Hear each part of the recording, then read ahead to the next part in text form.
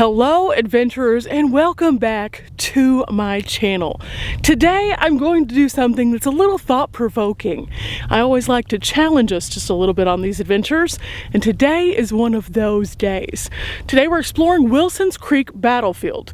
And before you click away, just bear with me for a minute. Wilson's Creek Battlefield is located outside of Springfield, Missouri, and has a really interesting story to tell. So we're going to learn a little bit about a history so we can make a better tomorrow. So we're going to roll the intro and get right to it.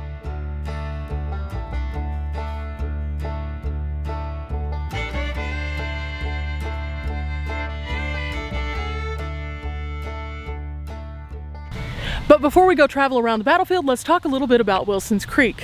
In 1861, this was the first battle fought in Missouri, and it opened the door for 3 years. 3 years of fighting thereafter in the state.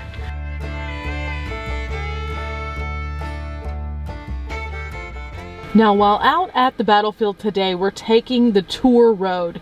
The tour road has several different stops along the way, each of which are numbered. And as you can see, it goes in a big loop and loops back up to the visitor center. Okay guys, this is our first stop out here. This is the Gibson Mill area. And if you look here in the distance, this is a portion of the battlefield. Now I think one of the things that we can take away from places like this is learning about the true people who were actually involved in the matter. The Gibson family actually had their home just around this valley area, as well as their mill. They made their living in this area and had no intention of getting involved in anything that had to do with the war. But suddenly they woke up one morning with 12,000 Confederate soldiers basically coming in and surrounding their property, and they hid. I mean, can you imagine you wake up one morning and there's all these people there that you don't believe in their politics, you don't believe in what it is that they're coming out to do, and you don't know why they're even in your area. There was no indication of this whatsoever. That's what happened to the Gibsons. Now, if you are interested in finding a little bit more about the Gibsons and then other portions of this tour, I do encourage you to check out the Wilson's Creek National Battlefield audio tour. Now, in more modern days, people come out to the battlefield not just for the history, but because they have walking trails and things like that. So if you are interested in checking out this area, you can observe it from a variety of different standpoints. They also have biking areas as well, so it's a good way for you to get out here and stretch your legs in some open space. But for now, let's go on to see where the mill would have been.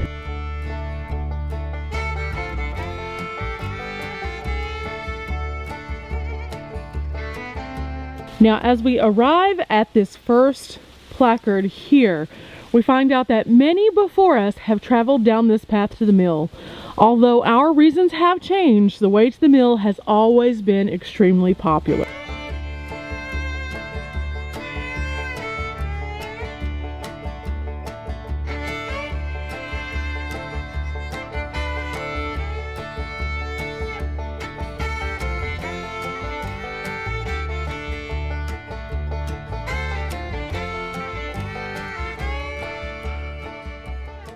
Now, along the way, while I am visiting, you can see that the land is more exposed.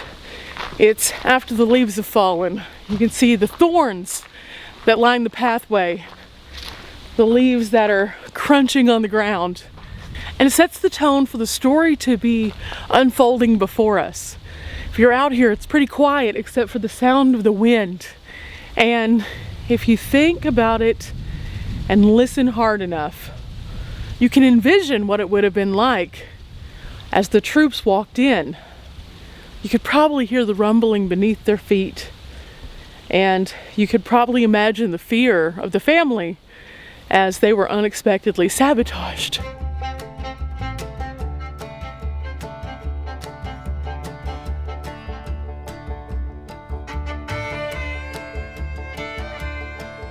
As you can see, the path is nice and wide and very easy to navigate. It's not completely even, but pretty even. There aren't a lot of roots going through it or anything like that.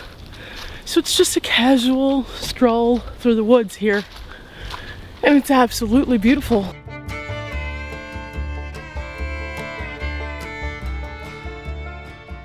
Now what this sign is telling us is that we can actually see some of the history by just looking at the land itself. This ditch that we see right here actually was the waterway for moving the water toward the mill at one point. The water is, if you were to follow this little tiny footpath, right at the end of the footpath, and that is Wilson's Creek, which is who the battlefield is named after. But this right here used to be used as kind of like a little shuttle for the water to go down until it could get to that mill. Now I know we've talked about mills in the past, but if you missed out on those videos, here's the Cliff's Notes version. A mill was actually used to grind down corn, and then it could be workable product for families to use for a variety of different things at home. And a mill was a very important place within any community because it served a lot of purpose for a lot of people.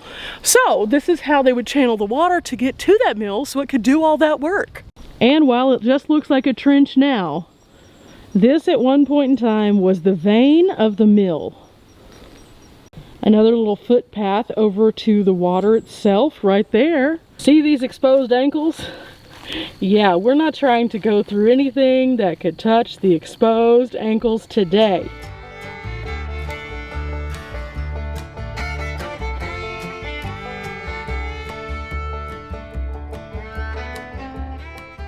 Now, as you can see here, if we were to follow this sign, we would go back to where we had parked. This is a loop, so we're not quite finished yet. We're going to keep going this way. We have now reached the Gibson Mill site. It was at this location that originally the mill, again, which looked like this, would have sat right on the water of Wilson's Creek. Now the mill itself survived the fighting that happened in this area. However, it was the home of where some of the conflict began. The Confederate soldiers kind of surrounded the property and set up camps, and the Union soldiers actually used the Wilson's Creek right here where the mill sat to come across the river to invade those Confederates. So basically, these people were stuck in the middle of two very different sides of a battle that, again, they didn't really want any part of. I think that in itself is the story that should be had from this stop right here. You don't always want to be in it, but sometimes you just get drug in anyway.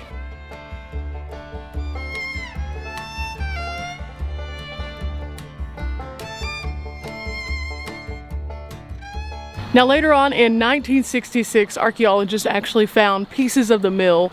After many, many more years of service, it was eventually decommissioned and fell to ruin.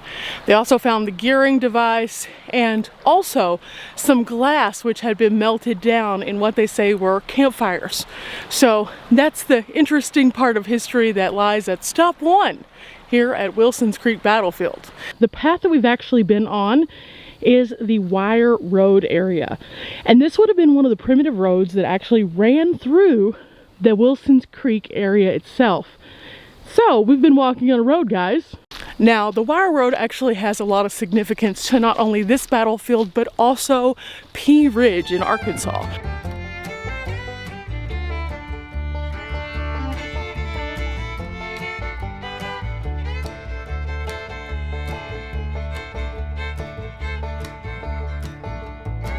Boy, oh boy, if these walls, if they could talk. But apparently we're also going to get rained on. That was not expected, guys. That was not in the prediction whatsoever. Whew. Okay guys, since it's raining, I think this is a perfect time for us to go ahead and just call the number for our next stop. Hello, and welcome to our on-sale tour. Here's number 2, which is the Ray House. The Ray House is believed to have been built in the early 1850s by John Ray, who moved into the area around 1845, a widower with a young daughter. Now, coming out to places like this, you are going to have some really interesting things pop up that you don't necessarily believe in. For example, I personally don't endorse anything that happened within the South when it comes to slavery. I just don't. I feel like all people are created equal, and I think that we should have a little bit more kindness and love for one another. However, learning the stories about those who were involved sometimes involves those subject matters. So, with that said, if that subject matter is not something that you necessarily want to see, I will understand if you don't watch the entirety of the video. I do want to share all of the stories though of all of the different people, including the Gibsons and the Rays, who had vastly different outlooks on a lot of things despite the fact they were living in one single community. I think that that's pretty much the story of today as well. People have vastly different outlooks, living very close to one another, and so maybe this is a good lesson right here.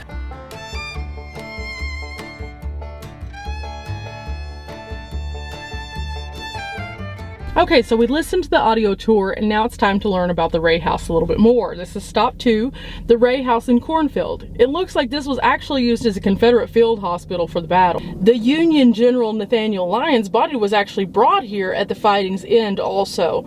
A small stone spring house down the hill was where they got the water, and this was the only major fighting on the side of Wilson's Creek. It was on the northwest hill here. So in the Ray Cornfield is where everything took place, which is why it's important we stop here to see who the Rays were.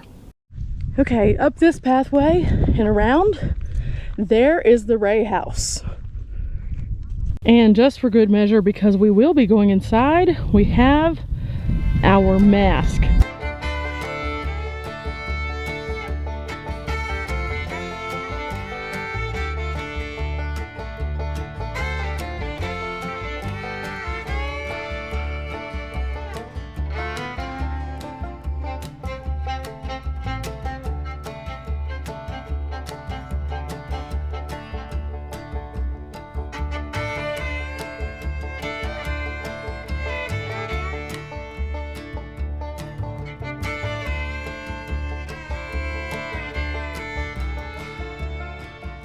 Now, the Ray House is filled with different artifacts that might have been common at the time that the Rays lived here.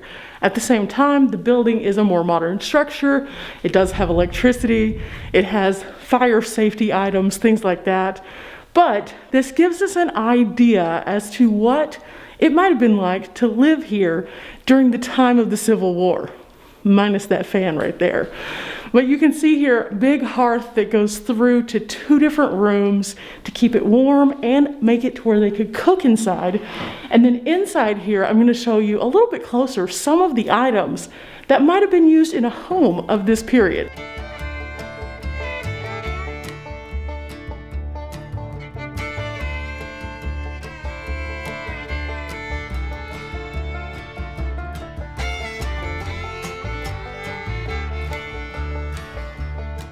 Now, unlike some of the structures we've been to, the rooms here are pretty large, which would make sense as to why they would want to use this as a hospital, because they could probably put a lot of people inside.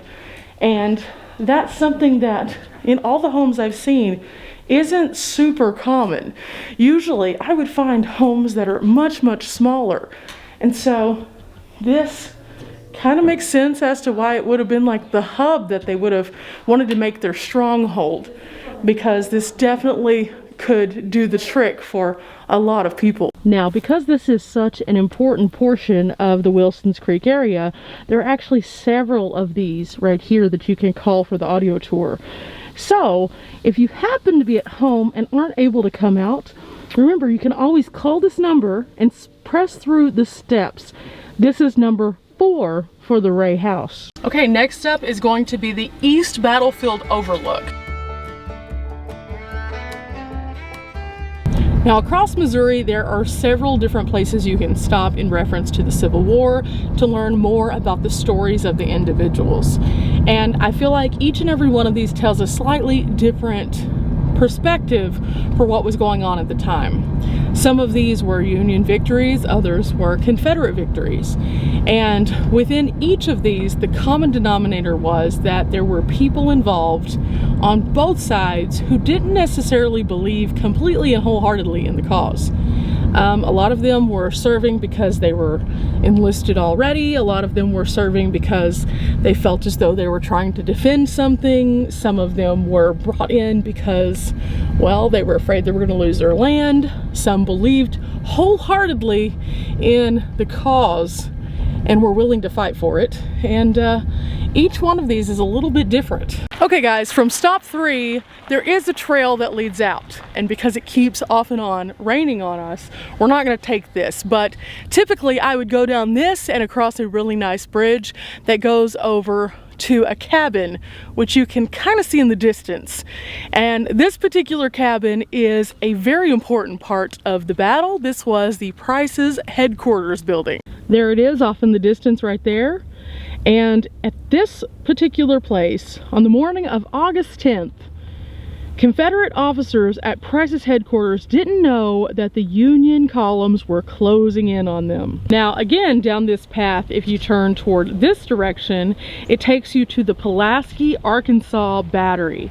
And this is where the opening moments of the battle actually began. Now this right here is something that's quite interesting as well. I'm going to show you a little closer and read it to you, or you can just pause it whenever I show it to you and read it for yourself. It says here, before the Civil War, the bronze guns of the Pulaski Battery were actually under the command of Captain James Troughton, which was a U.S. arsenal in Little Rock. When the war threatened, Arkansas secessionists took control of the arsenal, but Captain Troughton remained loyal to the Union. Here at Wilson's Creek, Troughton commanded a Union battery across the creek on Bloody Hill and found himself opposing the very guns which he once manned, along with his friends. So again, a place like this just goes to show that you might have been head to head with people that you knew, and just because of a slight move in your politics one way or the other, you could have ended up having to fight the very people that you once called your best friends. That is absolutely devastating.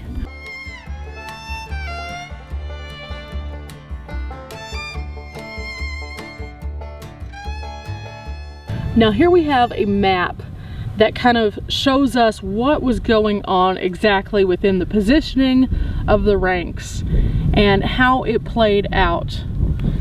Now this map is adapted from an 1887 original map. And we can see right here that we are actually at Siegel's second position.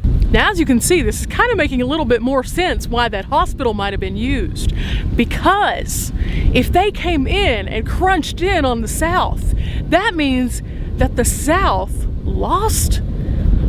I don't know, we're gonna have to keep going to see what happened next in this story. Now typically you could go into the visitor center and watch a video that fully explains what it is that we're going out here and seeing sign by sign, but because we can't do that right now, it's really important and very valuable to read each one of the signs themselves. We're advancing right now to Siegel's third and final position, and here we have some cannons. Okay, so apparently there were approximately 4,000 troops coming with Lyon and only 1,200 with Siegel. And the surprise attack actually didn't work out quite as well as they wanted it to. So instead what happened was the Union forces were outnumbered and they were pushed up and backwards up this hill right here. So the hope was then starting to become shattered. And again, this is what this might have looked like right here. They ended up having to retreat backwards. And the main reason that they had to retreat was because they mistook that there were a group of rebels that they thought were Federals. So again, this just goes to show that even in things that seem so black and white, the positioning was perfect.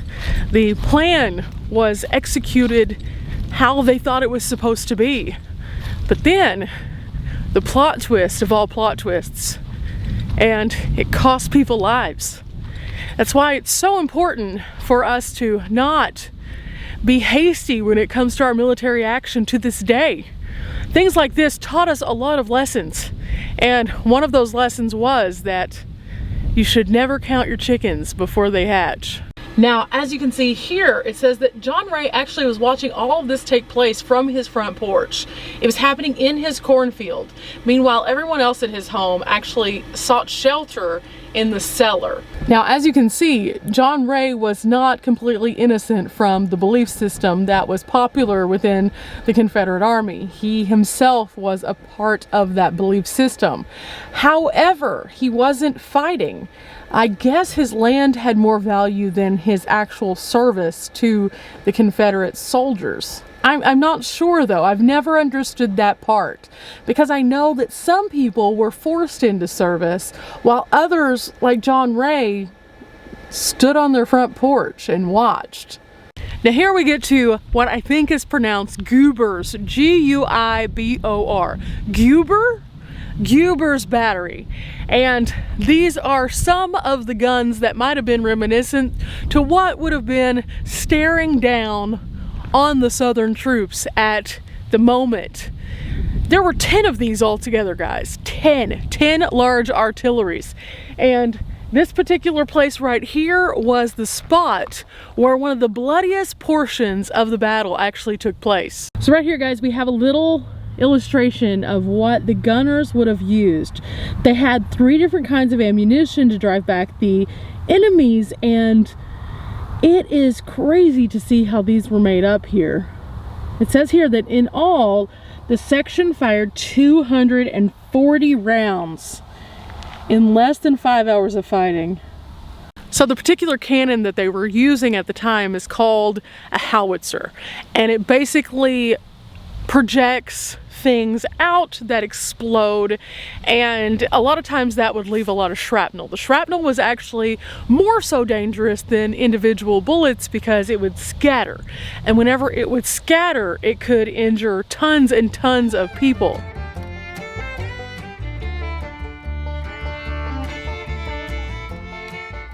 And as you can see here, it says here that over 4,000 Union soldiers were accompanying these 10 pieces of artillery right out here. It was a hot and humid summer day, and the undaunted Confederates decided to mount a charge up the hill. So the hill is this hill right here. There's a sharp drop off right past those taller weeds right there. To support the Southern infantry, the battery of Captain Henry Guibor, the 6th Division Missouri State Guard, was assigned to this location. Now also picture this. These fields weren't just clear-cut fields, kind of like what we see now. They were filled with briars and little branches that would rip and tear on clothes. The cornfield itself had tall corn in it that was probably as tall as a person, so it made visibility a lot harder, and there just wasn't much that made anything about the war easy, from the politics themselves and the people to the terrain. It was just hard, the whole thing. And as a result of the Civil War, of course, we know that there were hundreds of thousands that did not make it on both sides. And now we have reached Bloody Hill. This is a 3/4 mile trail that actually takes us all the way to the position of the Union line. It is a very heavily fought area, and we're gonna go a little bit down this, but again, it is kind of rainy. Okay, now that we're out here at Bloody Hill, let's talk about some of the Confederacy and Union big guys. We had all of these guys that were going off here and doing many of the things that we're seeing unfold on these signs and through this audio tour. And each one of these had a very significant legacy that they left here at Wilson's Creek. So if you're picking up one of these, you can read a little bit more about each one of these. One of the people that stands out is this guy right here. This was a man who I've seen before at the Battle of Pea Ridge in Arkansas. A long time ago when I first started out my channel, I did a video about that location, and this man actually passed away there. This one right here, for the Union also passed away. He was killed right here in Wilson's Creek, and this is Nathaniel Lyon. Now, I guess by reading our book now, we found out why the general's body was brought to the hospital. He didn't make it out of this one, but before he passed away, he served and served and served. He was wounded more than once. He ended up leading a charge which ultimately, as we have learned through this location right here and the trail that goes along with it, held Missouri in the Union control. Now let me explain though. There were more losses by the Federals, the Union, than there were by the South, by about 100 or so. But despite the fact that that was the case, the Southerners did not have the ability to continue to press forward and pursue the Federals. Therefore, the stronghold was taken by the Union. So there's a lot of layers to this. It's like an onion.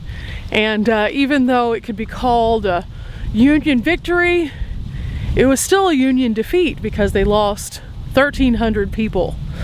And I think that that's the thing that we can learn the most about all of these stops, is at the end of the day, throughout the story that's told, we might be able to see that one side prevailed.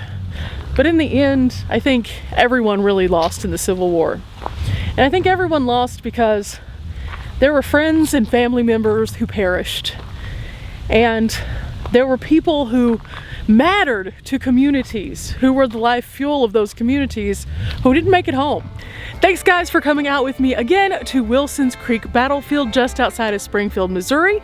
I hope that you've enjoyed coming out here and learning a little bit more about the people and the dynamics of what happened at this particular battlefield here in Missouri. Till next time guys, bye!